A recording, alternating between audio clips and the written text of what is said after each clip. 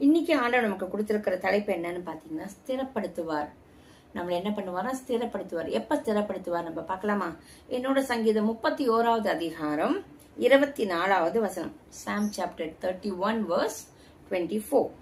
கர்த்தருக்கு காத்திருக்கிறவர்களே, நீங்கள் எல்லோரும் திடமனதாயிருங்கள், அவர் உங்கள் இருதயத்தை ஸ்திரப்படுத்துவார். நம்ம கர்த்தருக்கு காத்திருக்கடிச்சு அவருக்குள்ள திடமனதா, அதாவது ஸ்ட்ராங் ஃபெய்த், அவருக்குள்ள நம்மளை திடப்படுத்தி கொண்டு அவரையே நம்பி இருக்கரிச்சே நம்மளோட ஹிருதயத்தை அவர் என்ன பண்ணுவாராம்? ஸ்திரப்படுத்துவார். நம்ம ஹிருதயத்துல பாரம் இருக்கும், வருத்தம் இருக்கும், சந்தேகம் இருக்கும், குழம்பி இருக்கும், என்னென்னமோ பயங்கள் இருக்கலாம். ஆனா நீங்க கர்த்தருக்கு காத்திருந்து அத நீங்க கர்த்தருக்குள்ள என்னவா உங்களை திடமனதா இருந்த கர்த்தருக்கே நீங்க திடமனதானாக்க எந்த காத்து புயல் அடிச்சாலும் அசையாதபடிக்கு கர்த்தருக்கே நீங்க காத்திருக்கச்சே, கர்த்தர் தான் எனக்கு இந்த விஷயத்துல ஒரு தலையிட்டு முடிவு சொல்லணும்.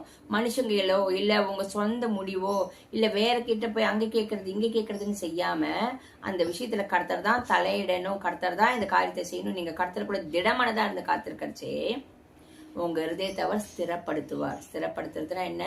அது அவள சஞ்சலம், பயம், போராட்டம் என்னவோ இருக்கும், அப்படியாகுமோ இப்படியாகுமோ கலக்கம்லாம் இருக்குல்ல, அதெல்லாம் நீக்கி போட்டு கர்த்தர் பார்த்து கொள்வார்னு கர்த்தருக்குள்ள உங்களை ஸ்திரப்படுத்துவார்.